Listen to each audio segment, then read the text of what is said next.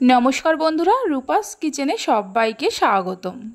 1 cup সুজি আর একটা সেদ্ধ আলু দিয়ে দারুণ স্বাদের একটা রেসিপি আজকে আমি আপনাদের সঙ্গে শেয়ার করব। এটা আপনারা চাইলে সকালের জলখাবারের জন্য বা স্কুল অফিসের টিফিনের জন্যও বানাতে পারেন। কোনো রকম ঝামেলা ছাড়াই ঝটপট বানিয়ে নেওয়া যায়। আশা করি রেসিপিটি আপনাদের ভালো লাগবে। তাহলে চলুন দেখে নেওয়া যাক। শুরু থেকে শেষ পর্যন্ত দেখার জন্য আপনাদের কাছে অনুরোধ রইল। প্রথমে একটা বাটির মধ্যে নিয়ে নেব 1 কাপ সুজি। যে কাপ মেপে সুজি নিয়েছি ওই কাপেরই 1 কাপ হালকা গরম জল দিয়ে দেব। হালকা গরম জল সুজির মধ্যে দিলে সুজিটা তাড়াতাড়ি নরম হয়ে যাবে। আপনাদের হাতে যদি সময় থাকে তাহলে আপনারা রুম টেম্পারেচারে রাখা জল দিয়েও সুজি ভেজাতে পারেন। রেসিপিটা কম সময়ের মধ্যে বানিয়ে নেব, তাই এখানে আমি হালকা গরম জল ব্যবহার করেছি। সুজির মধ্যে জলটা মিশিয়ে নেওয়ার পর ঢাকা দিয়ে 5 থেকে 6 মিনিটের জন্য রেখে দেব। 6 মিনিট পর ঢাকা খুলে দেখাচ্ছি। দেখুন সুজিগুলো ভিজে নরম হয়ে গেছে আর মিশ্রণটা আগের থেকে অনেকটা ঘন হয়ে গেছে। এবার এই সুজির মধ্যে কিছু সবজি দিয়ে দেব। দিয়ে দেব অল্প একটু টমেটো কুচি। টমেটোর দানাগুলো ফেলে দিয়ে ছোট ছোট করে কুচিয়ে নিয়েছি। দুটো কাঁচা লঙ্কাকে কুচিয়ে নিয়ে দিয়ে দেব। কাঁচা লঙ্কাটা চাইলে আপনারা বাড়িয়ে কমিয়ে নিতে পারেন। অল্প একটু ক্যাপসিকাম কুচি দিয়ে দেব আর অল্প একটু পেঁয়াজ কুচি দিয়ে দেব। কিছুটা গাজরকে গ্রেট করে নিয়ে দিয়ে দেব। এটা যদি আপনারা বাচ্চাদের জন্য বানান তাহলে কাঁচা লঙ্কাটা বাদ দিয়ে বানাতে পারেন। সব শেষে এর মধ্যে একটা বড় সাইজের সেদ্ধ আলু গ্রেট করে দিয়ে দেব। এই আলুটাকে খোসা শুদ্ধ প্রেসার কুকারের মধ্যে সেদ্ধ করে নিয়েছি। এই রেসিপিটা বানাতে কোনো রকম বেকিং পাউডার বা বেকিং সোডার ব্যবহার করব না।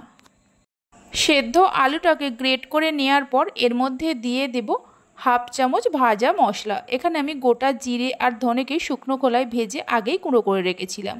হাফ চামচ গোলমরিচ গুঁড়ো দিয়ে দেব। সামান্য চিনি দিয়ে দেব। স্বাদ মতো নুন দিয়ে দেব। সব কিছুকে মিশিয়ে নেব। এইভাবে একবার রেসিপিটি বাড়িতে বানিয়ে দেখতে পারেন। আশা করি বাচ্চা থেকে বড় সকলে খুবই পছন্দ করবে।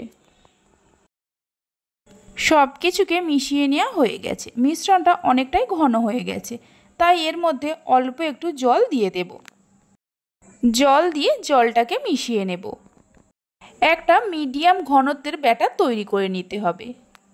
খুব বেশি ঘনও না আবার খুব বেশি পাতলাও না। দেখুন ব্যাটারের ঘনত্বটা ঠিক এই রকম করতে হবে।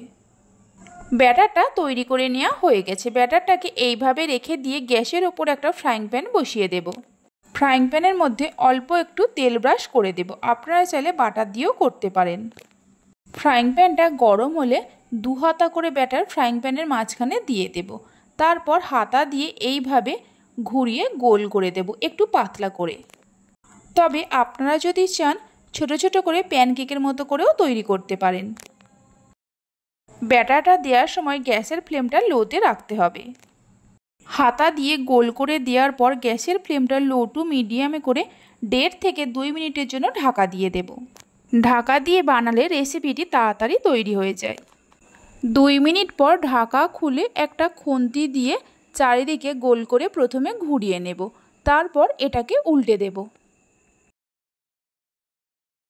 উল্টে দেওয়ার পর এর ওপরে অল্প করে তেল ব্রাশ করে দেব। তেল ব্রাশ করে দেওয়ার পর মিডিয়াম ফ্লেমে এটাকে মিনিট 2-3 সময় ধরে উল্টে পাল্টে ভেজে নেব। এইভাবে একবার রেসিপিটি বাড়িতে বানিয়ে দেখতে পারেন। বাড়িতে বানালে খেয়ে আপনাদের কেমন লাগলো অবশ্যই একটা কমেন্ট করে জানাবেন। দেখুন এই রেসিপিটি বানাতে খুব বেশি তেলেরও প্রয়োজন পড়ে না, নামমাত্র তেল দিয়ে বানিয়ে নেওয়া যায়। এটা ঠান্ডা হয়ে যাওয়ার পরেও নরম থাকে।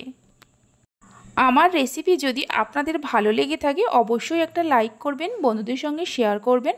ভালো লাগলে চ্যানেলটি সাবস্ক্রাইব করে পাশে থাকা বেল আইকনটি প্রেস করবেন নতুন রেসিপির আপডেট সবার আগে পাওয়ার জন্য।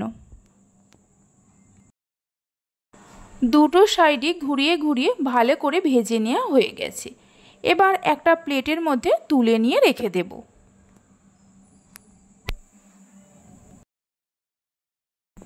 বাকি যে ব্যাটারটা আছে ওই একই রকমভাবে তৈরি করে নেব।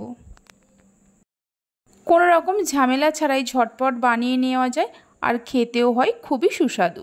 সবগুলোকে তৈরি করে নেওয়া হয়ে গেছে। এটা শুধুই খাওয়া হয়ে যায়, এর সঙ্গে অন্য কিছুর প্রয়োজন পড়ে না।